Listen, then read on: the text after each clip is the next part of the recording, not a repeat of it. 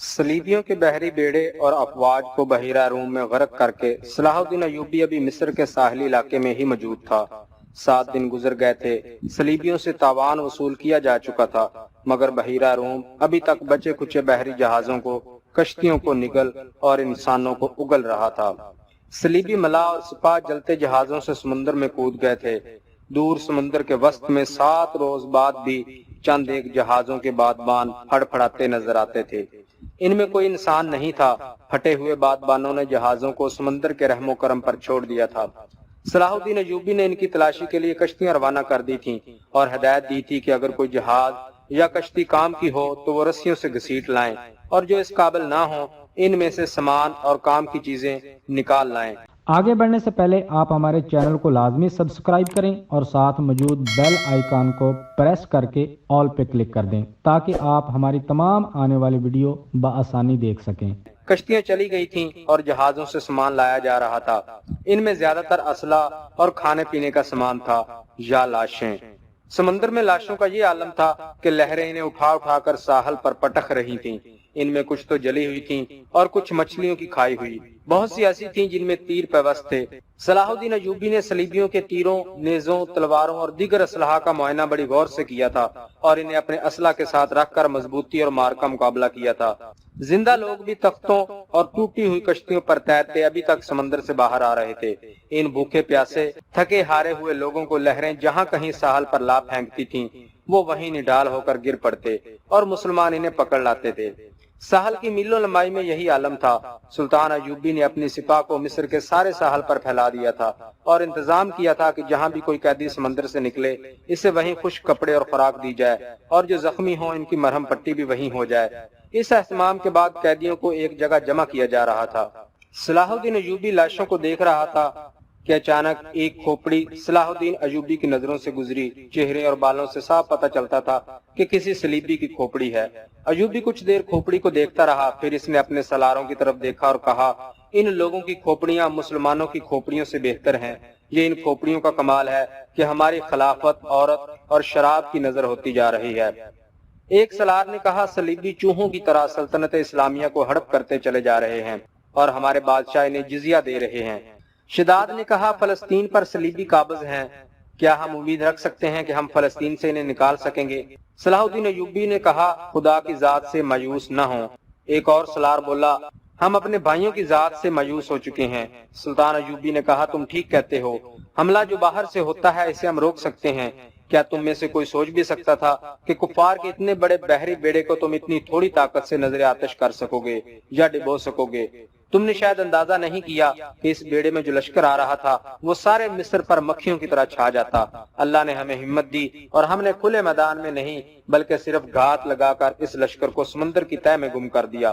مگر میرے دوستو، حملہ جو اندر سے ہوتا ہے اسے تم اتنی آسانی سے نہیں روک سکتے۔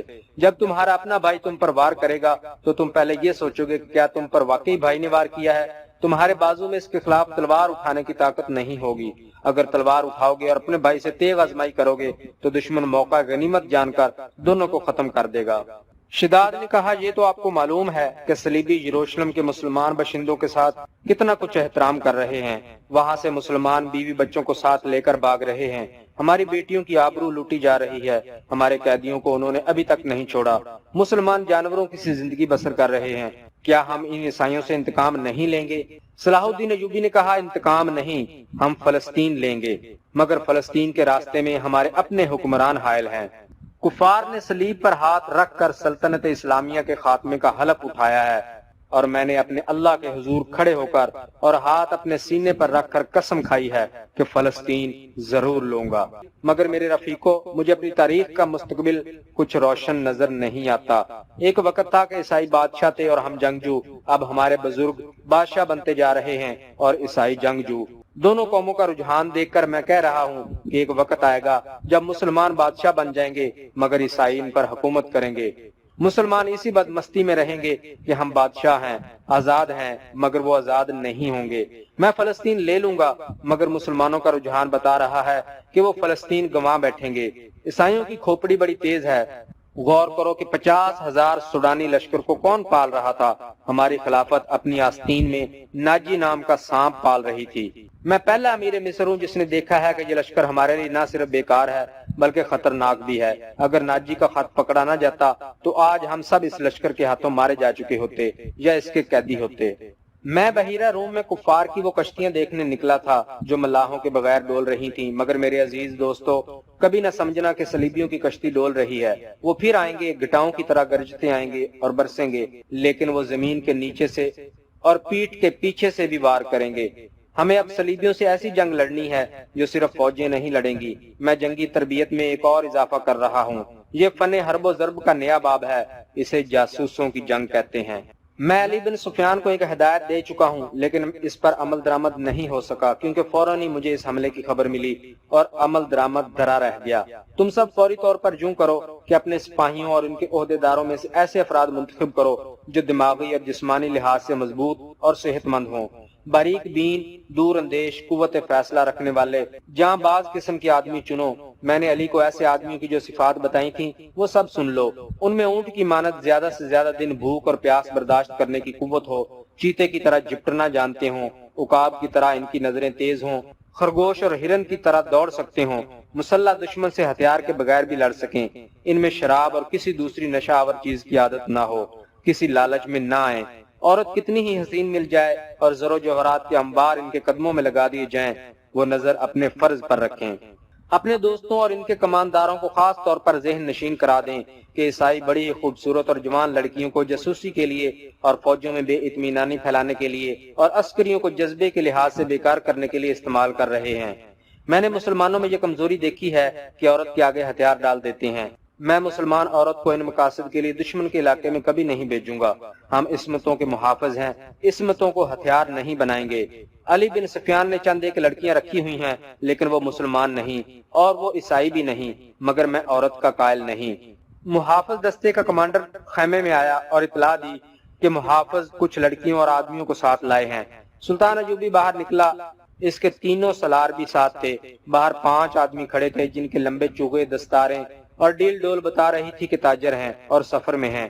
ان کے ساتھ 7 لڑکیاں تھیں، ساتوں جوان تھیں اور ایک سے بڑھ کر ایک خوبصورت۔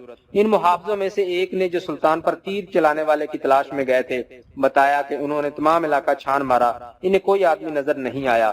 دور پیچھے گئے تو یہ لوگ 3 اونٹوں کے ساتھ ڈیرا ڈالے ہوئے تھے۔ ایک سالار نے پوچھا کیا ان کی تلاشی لی ہے؟ محافظ نے جواب دیا لی ہے، یہ کہتے ہیں کہ تاجر ہیں، ان کا سارا سامان کھلوا کر دیکھا ہے، جامع تلاشی بھی لی ہے، ان کے پاس ان خنجروں کے سوا اور کوئی ہتھیار نہیں۔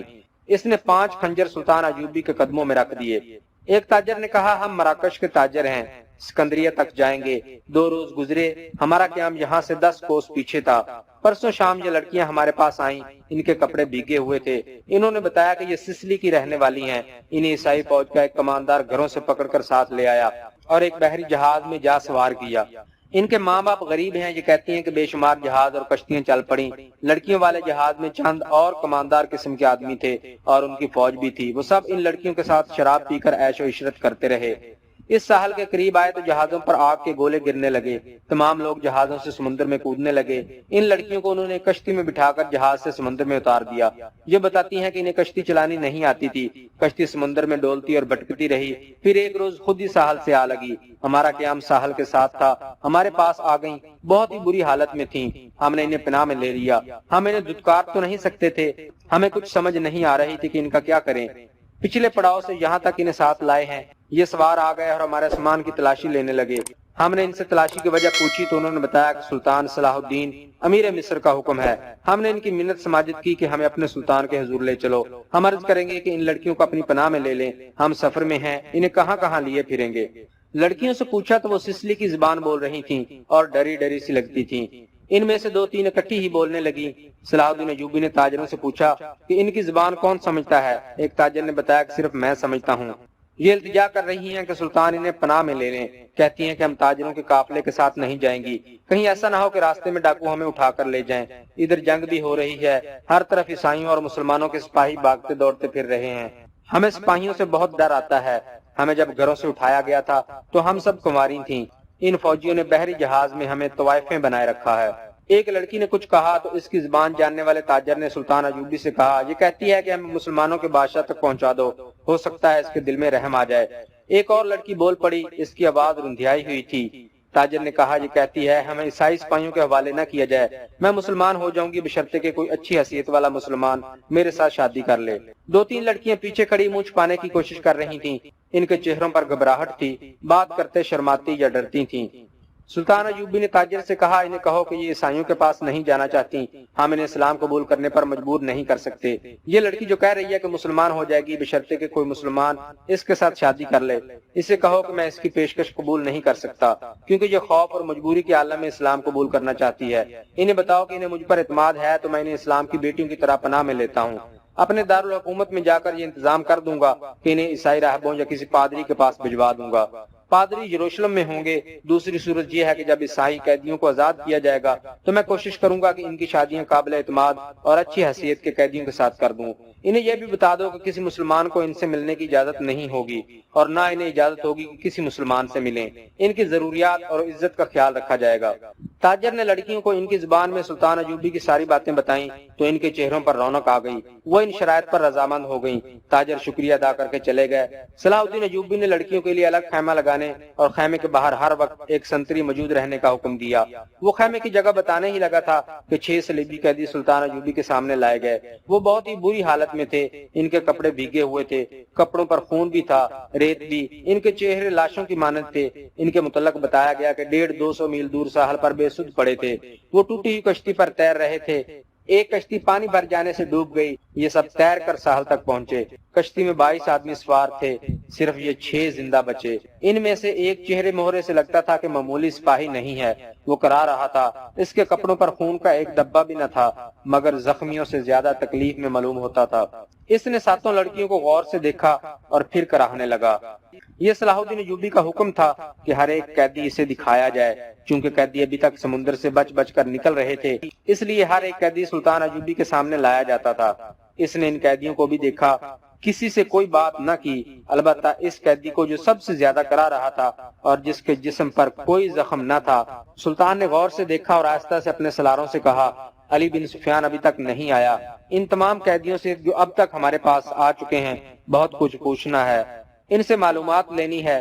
اس نے اس قیدی کی طرف دیکھ کر کہا یہ آدمی کماندار معلوم ہوتا ہے، اسے نظر میں رکھنا اور جب علی بن سفیان آئے تو اسے کہنا کہ اس سے تفصیلی پوچھ گچھ کرے، معلوم ہوتا ہے اسے اندر کی چوٹیں آئی ہیں، شاید پسلیاں ٹوٹی ہوئی ہیں۔ انہیں فوراً زخمی قیدیوں کے خیمے میں پہنچا دو، انہیں کھانا کھلاؤ پلاؤ اور ان کی مرہم پٹی کرو۔ قیدیوں کو اس طرف لے جایا گیا جس طرف زخمی قیدیوں کے خیمے تھے۔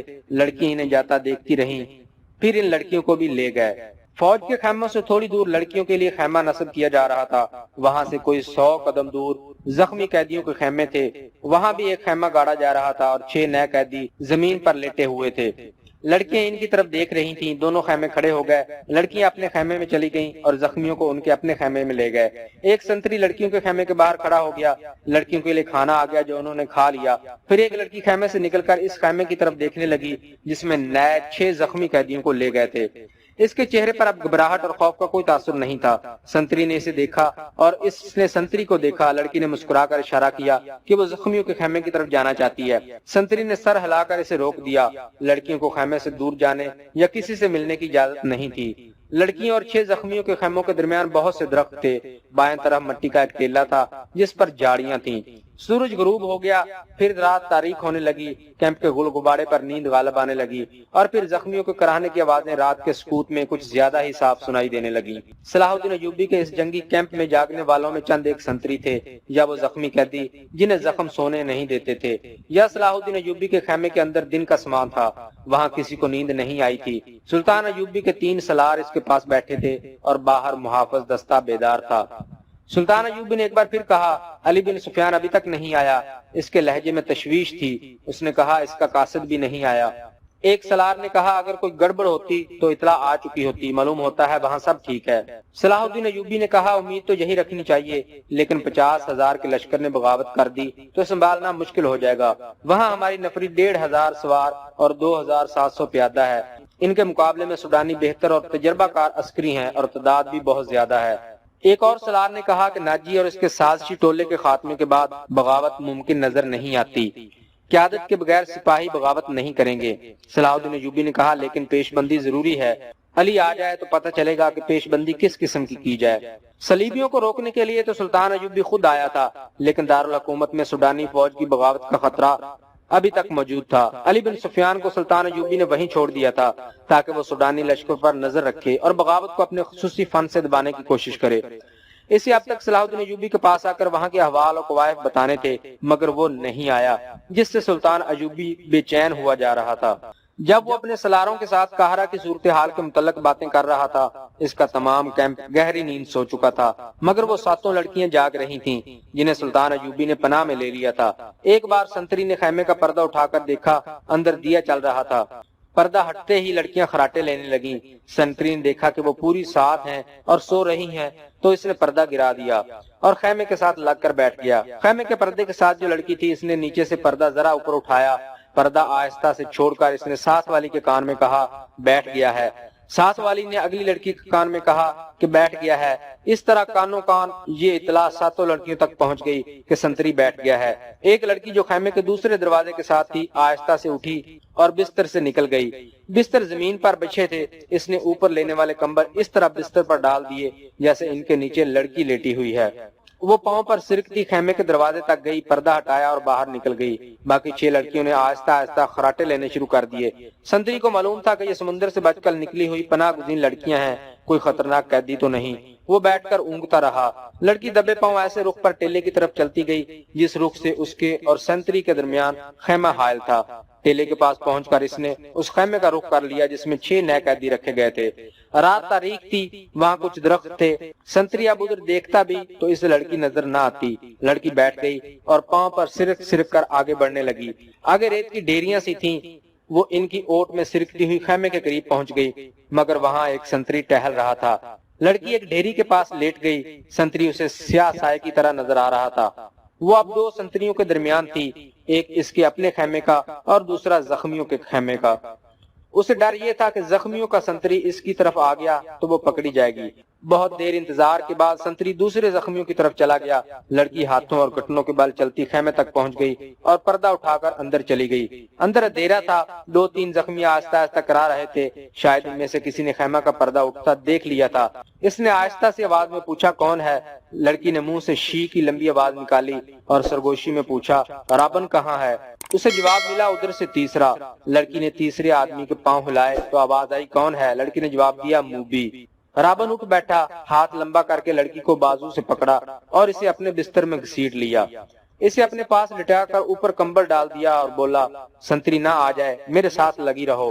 اس نے لڑکی کو اپنے ساتھ لگا لیا اور کہا میں اس اتفاق پر حیران ہو رہا ہوں کہ ہماری ملاقات ہو گئی ہے۔ یہ ایک معجزہ ہے جس سے ظاہر ہوتا ہے کہ خدا یسوع مسیح کو ہماری کامیابی منظور ہے۔ ہم نے بہت بری شکست کھائی ہے، لیکن یہ سب دھوکہ تھا۔ یہ وہی زخمی قیدی تھا جو دوسروں سے الگ تھلگ اور چہرے مورے اور جسم جسے سے معمولی سپاہی نہیں بلکہ اعلیٰ رتبے کا لگتا تھا۔ سلطان ایوبی نے بھی کہا تھا کہ یہ کوئی معمولی سپاہی نہیں، اس پر نظر رکھنا۔ علی بن سفیان اس سے تفتیش اور تحقیقات کرے گا۔ لڑکی نے اسے پوچھا تم کتنے زخمی ہو؟ کوئی ہڈی وغیرہ تو نہیں ٹوٹی؟ رابن نے جواب دیا میں بالکل ٹھیک ہوں، خراش تک نہیں آئی۔ انہیں بتایا ہے کہ اندر کی چوٹیں ہیں اور سینے کے اندر شدید درد ہے، لیکن میں بالکل تندرست ہوں۔ لڑکی نے پوچھا پھر یہاں کیوں آئے ہو؟ اس نے جواب دیا میں نے بہت کوشش کی کہ مصر میں داخل ہو جاؤں اور سوڈانی لشکر تک پہنچ سکوں، لیکن ہر طرف اسلامی فوج پھیلی ہوئی ہے، کوئی راستہ نہیں ملا۔ ان 5 زخمیوں کو اکٹھا کیا اور ان کے ساتھ زخمی بن کر جہاں آ گیا۔ اب فرار کی کوشش کروں گا جو ابھی ممکن نظر نہیں آتی۔ اس نے ذرا غصے سے کہا مجھے 2 سوالوں کا جواب دو۔ ایوبی کو میں نے زندہ دیکھا ہے، کیوں؟ کیا تیر ختم ہو گئے تھے یا وہ حرام خور بزدل ہو گئے ہیں؟ اور دوسرا سوال یہ ہے کہ تم 7 کی 7 لڑکیاں مسلمانوں کی قید میں کیوں آ گئیں؟ کیا وہ 5 مر گئے ہیں یا بھاگ گئے ہیں؟